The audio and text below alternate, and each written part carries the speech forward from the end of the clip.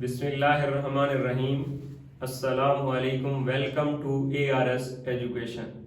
Pharmacy technician first year biochemistry lecture number 2, इसके साथ मैं आपको वेलकम कहता हूं। और इस टॉपिक में हम पढ़ेंगे कार्बोहाइड्रेट्स का पहला हिस्सा। कार्बोहाइड्रेट्स किस एतबार से हैं, मैं इस एग्जाम पॉइंट ऑफ व्यू से, तो उसको पहले सुन लीजिए, क्योंकि अगर आप इसकी इंपॉर्टेंस सुनेंगे तो फिर सही तरीके से इसको सुनेंगे और बाद में MCQ जो मोस्टली इस पेपर का हिस्सा होते हैं वो आपके इस टॉपिक को सुनने के बाद ही क्लियर हो जाएंगे।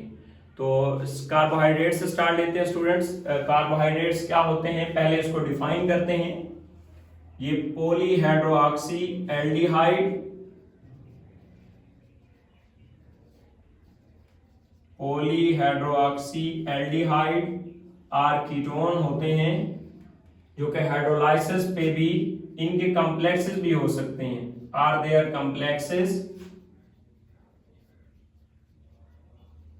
दैट ऑन हाइड्रोलाइसिस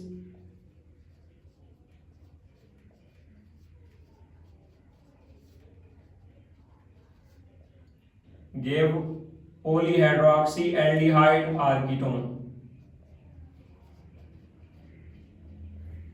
ये इसकी जो डेफिनेशन है इसी से MCQ पूछा जाता है।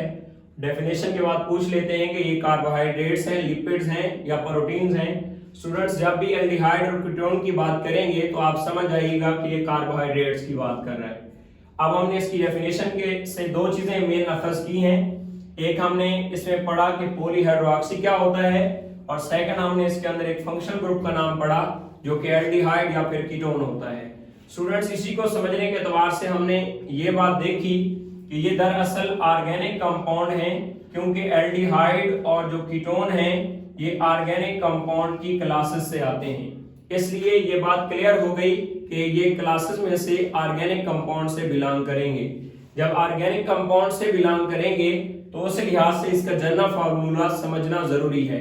जो इसका जनरल फार्मूला होता है स्टूडेंट्स, उसको समझने के लिए हम एक मिसाल लेते हैं ग्लूकोज की, C6H12O6। इस ग्लूकोज में हम देख रहे हैं कि जितने कार्बन हैं उससे डबल में हाइड्रोक्सिल ग्रुप है, तो इसका जनरल फार्मूला यूं डिराइव होगा CnH2ON। अब इसको हम जब फर्दर एक्सप्लेन करेंगे तो ये बात वाज़ेह करके लिखनी पड़ेगी कि जितने नंबर ऑफ कार्बन एटम्स होते हैं उतने ही नंबर ऑफ वाटर मॉलिक्यूल्स होते हैं।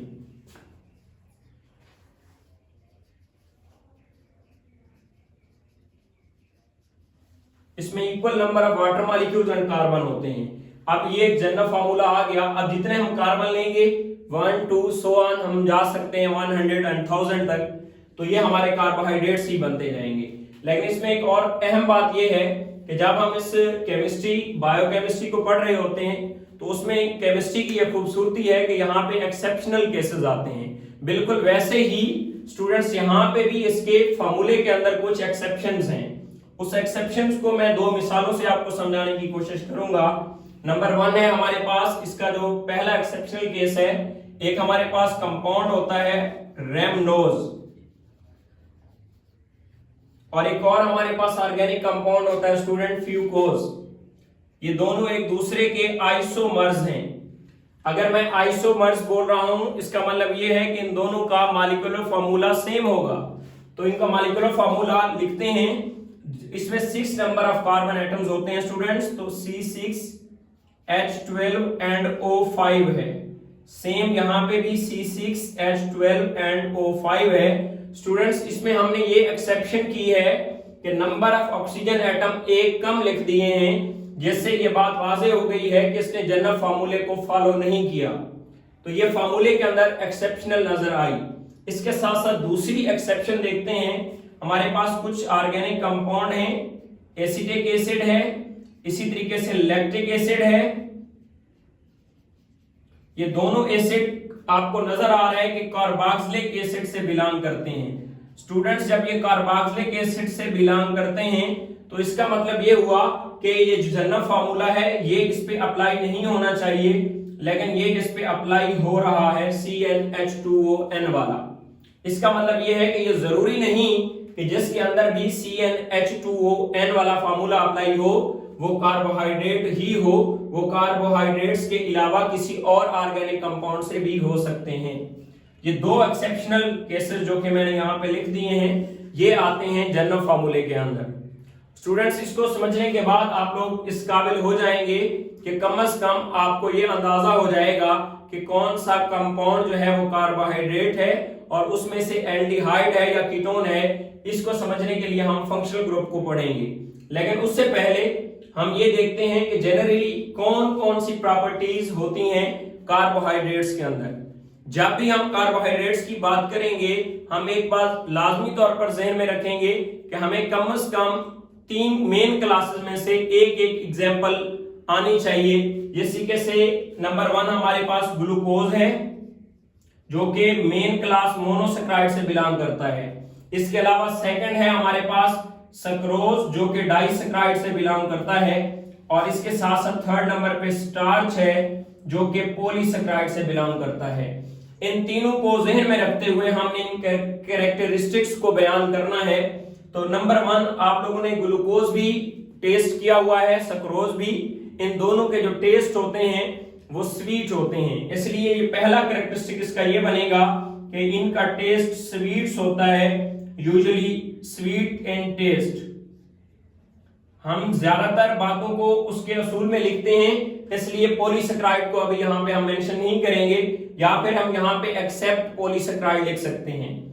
इसके साथ साथ स्टूडेंट्स, इनके जो हमारे पास नेचर वाइज ये रिड्यूसिंग या नॉन रिड्यूसिंग दोनों हो सकते हैं, रिड्यूसिंग भी हो सकते हैं और इसके साथ साथ ये नॉन रिड्यूसिंग भी हो सकते हैं। ये मेन इनके कैरेक्टरिस्टिक्स में आता है जो कि कार्बोहाइड्रेट्स होते हैं। इसके अलावा इनकी सॉल्युबिलिटी की बात करें तो आपने सक्रोज और ग्लूकोज को देख के ही रूल्स बनाए हैं, इसलिए आप लिखेंगे कि मोस्टली ये वाटर में सॉल्युबल हैं, जबकि ये ऑर्गेनिक कंपाउंड में सॉल्युबल नहीं है। और यहां पे फिर आप एक्सेप्ट लिख देंगे कि पॉलीसैकेराइड जो होते हैं वो वाटर में सॉल्युबल नहीं होते। ये हमारे पास इसके मेन कैरेक्टरिस्टिक बने हैं, 2-3 पॉइंट जो कि एमसीक्यू में पूछे जा सकते हैं, सॉल्युबिलिटी या उनके टेस्ट से रिलेटेड। उसके बाद हम मूव करते हैं फंक्शनल ग्रुप की तरफ, क्योंकि मैंने शुरू में जो जिक्र किया था वो 2 वर्ड का किया था, एक एल्डिहाइड का और दूसरा कीटोन का। तो इसके फंक्शनल ग्रुप 2 होते हैं, उन्हीं 2 को हम एक्सप्लेन करेंगे। एक हमारे पास एल्डिहाइड है, दूसरा कीटोन है।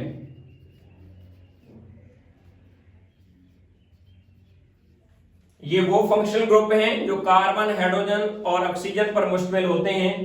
एल्डिहाइड का जो फंक्शनल ग्रुप है वो स्टूडेंट्स होता है कार्बोनिल कार्बन की एक साइड हाइड्रोजन से जुड़ी होती है, जबकि दूसरी साइड किसी कार्बन या किसी अल्काइल ग्रुप से जुड़ी हुई होती है।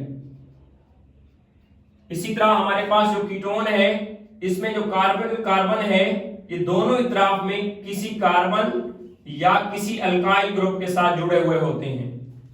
ये इनके फंक्शनल ग्रुप की निशानी है। जब हम फंक्शनल ग्रुप को पढ़ते हैं तो इससे मुताल्लिक भी एक एमसीक्यू पेपर में पूछा गया है, वो ये है कि फंक्शनल ग्रुप की डेफिनेशन को ही उसने एमसीक्यू में कवर किया हुआ है।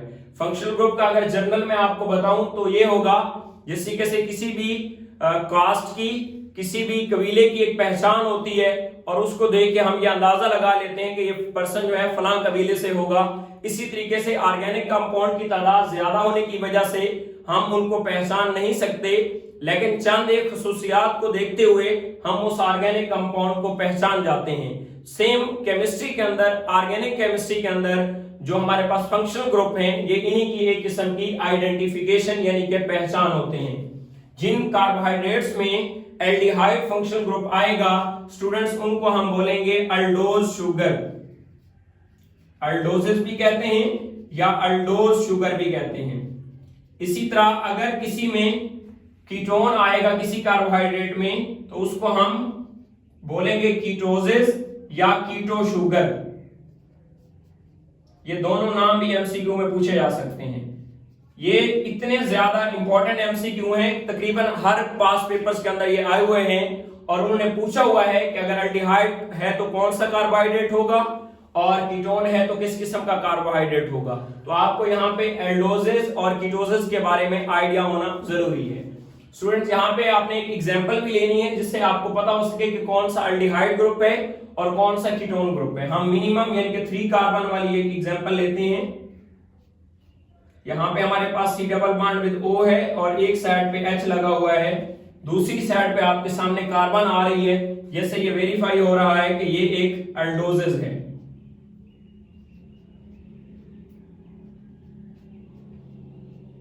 सेम हम 3 कार्बन लेते हैं जिसके अंदर हम कीटो ग्रुप को सेकंड कार्बन पे शो करेंगे। OH इस साइड पे H आएगा, इसी तरीके से यहां पे भी H आएगा और सेम नेक्स्ट नंबर पे भी कार्बन लगी होती है। इसी तरीके से यहां पे भी हमारे पास कार्बन हेडन आएगी। तो ये हमारे पास स्टूडेंट्स जो इधर भी कार्बन लगी हुई है, इधर भी कार्बन लगी हुई है, जिससे ये बात वाज़ेह हो रही है कि ये कीटो ग्रुप के अंदर आते हैं, यानी कि कीटो शुगर में आएंगे। इसके साथ साथ नेक्स्ट हमारे पास सब पॉइंट है सोर्सेज, यानी कि हम कार्बोहाइड्रेट्स जो इतनी ज्यादा इंपॉर्टेंट हैं उनको कहां से हासिल कर सकते हैं। चूंकि ये नेचुरल प्रोडक्ट हैं इसलिए इनका मेन सोर्स हमारे पास प्लांट्स हैं। फिर उन प्लांट्स में चूंकि बहुत सारी टाइप्स होती हैं तो उनमें से जो हमें ज्यादातर ये मिलेंगे सीरियल्स में मिलेंगे। सीरियल्स को हम उर्दू में अनाज कहते हैं। ये जो अनाज होता है ये हमें मुख्तलिफ किस्म की फसलों से हासिल हो सकता है। तो उन सीरियल्स के अंदर कौन कौन से हमारे पास कार्बोहाइड्रेट्स मिलेंगे, उनमें मेन हमें स्टार्च मिलेगा। स्टूडेंट्स इसके अलावा अदर सोर्स के अंदर वेजिटेबल्स में भी ये हमें मिलेंगे, वेजिटेबल्स के साथ साथ ये हमें लेग्यूम्स में भी मिलेंगे, जो दालों और इसकी तरह की शक्ल की चीजें होती हैं। इसके अलावा हमारे पास ये हमें लेग्यूम्स, वेजिटेबल्स और फ्रूट्स चाहे मीठे हैं या मीठे नहीं हैं, जिनका टेस्ट नहीं होता बाज़ दफा मीठा, सब किस्म के फ्रूट के अंदर हमें कार्बोहाइड्रेट्स मिलेंगे। तो ये मेन सोर्सेज हैं कार्बोहाइड्रेट्स के। स्टूडेंट्स इसके अलावा अक्रेंस को देखते हैं, यानी कि ये हमें कार्बोहाइड्रेट्स कहां पे मिलेंगे या इसकी नेचर के अंदर किस तरह की अक्रेंस है। इस एतबार से एक बहुत ही अहम एमसीक्यू जो कि पूछा जाता है। ओवरऑल अगर हम वर्ल्ड में बात करें तो ये सेकंड नंबर पे अक्रेंस में पाए जाते हैं। सेकंड नंबर पे होते हैं among all molecules after water. पहले नंबर पे सबसे ज्यादा पाया जाने वाला कंपाउंड वाटर है, उनके बाद जो कंपाउंड आते हैं उनको हम कार्बोहाइड्रेट्स कहते हैं। लेकिन जो हम चैप्टर ये पढ़ रहे हैं दरअसल ये बायोमॉलिक्यूल से बिलोंग करता है, तो अमंग बायोमॉलिक्यूल्स ये फर्स्ट नंबर पे आते हैं। ये एमसीक्यू पूछा जाता है। बायोमॉलिक्यूल्स जितने भी हैं, कार्बोहाइड्रेट्स हैं, लिपिड्स हैं, विटामिन्स हैं, प्रोटीन्स हैं, इन सब में हमारे पास जो सबसे ज्यादा पाया जाता है वो कार्बोहाइड्रेट्स होते हैं। ये एमसीक्यू पूछा जाता है। इसके साथ साथ अक्रेंस के अलावा अगर हम इनकी नेचुरल प्रोडक्शन की बात करें कि हम इनको बना कैसे सकते हैं, नेचुरली ये कैसे प्रोड्यूस होते हैं, तो जो हमारे पास प्रोसीजर है वो है फोटोसिंथेसिस का। आप सब इस प्रोसेस से वाकिफ हैं कि फोटोसिंथेसिस के अंदर प्लांट क्या करते हैं, CO2 को और वाटर को यूज करते हुए in the presence of sunlight and chlorophyll ये कन्वर्ट कर देते हैं उसको ग्लूकोज फॉर्म में। ये हमारे पास ग्लूकोज तैयार हो जाएगा। इस तरह इसकी ये नेचुरल प्रोडक्शन है। सबसे जो मेन सोर्स है हमारे पास फूड का वो भी आपको पता है ग्लूकोज ही होता है, और प्लांट्स ग्लूकोज को प्रोड्यूस करते हैं, फिर उसको डिफरेंट फॉर्म के अंदर कन्वर्ट किया जाता है। तो नेचुरली हम कार्बोहाइड्रेट्स की बात करेंगे तो वो हमें प्लांट से ही मिलेगा by the process of photosynthesis. उससे नेक्स्ट ये क्वेश्चन है कि ये जो हमें कार्बोहाइड्रेट्स एनर्जी देते हैं ये कैसे देते हैं। इसके एतबार से इसको समझने के लिए कार्बोहाइड्रेट्स हमें एनर्जी किस तरह प्रोवाइड करते हैं उसमें हम पहले इसकी इंपॉर्टेंस को देखेंगे या फिर यूजेज को देख लेते हैं कि जितनी हम एनर्जी ले रहे होते हैं उसका हमारे पास 1 ग्राम से हमें 4 कैलोरी एनर्जी मिलती है कार्बोहाइड्रेट से। इसके अलावा कार्बोहाइड्रेट्स एनर्जी दे कैसे सकते हैं, ये प्रोसेस जो है वो ऑक्सीडेशन या रेस्पिरेशन कहलाता है।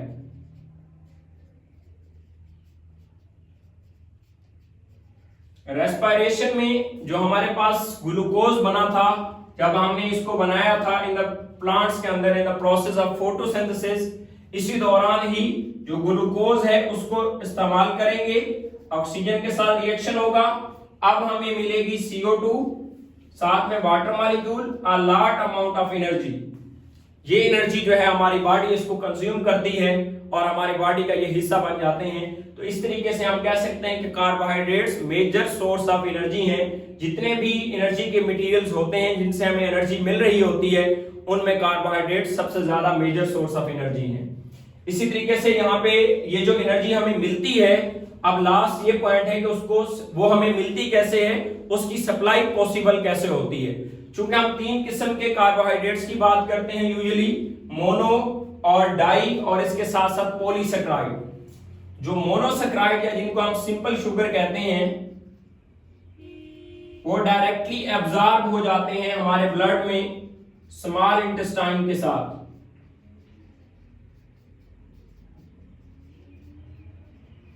बट जो डाई हैं या पोली हैं स्टूडेंट्स, वो डायरेक्ट एब्जॉर्ब नहीं होते। तो फिर सवाल ये आता है सर कि वो किस तरीके से हमें एनर्जी देते हैं। उसका जवाब ये है स्टूडेंट्स कि जब हम डाई या पोली को अपनी बॉडी में लेके जाएंगे, फर्स्ट ऑफ ऑल उसकी ब्रेक डाउन हो जाएगी मोनो यानी कि सिंपल शुगर के अंदर, फिर उससे हमें वो एनर्जी मिलेगी। तो ये डायरेक्ट जो पोली है या डाई है, ये हमें एनर्जी सप्लाई नहीं कर सकते।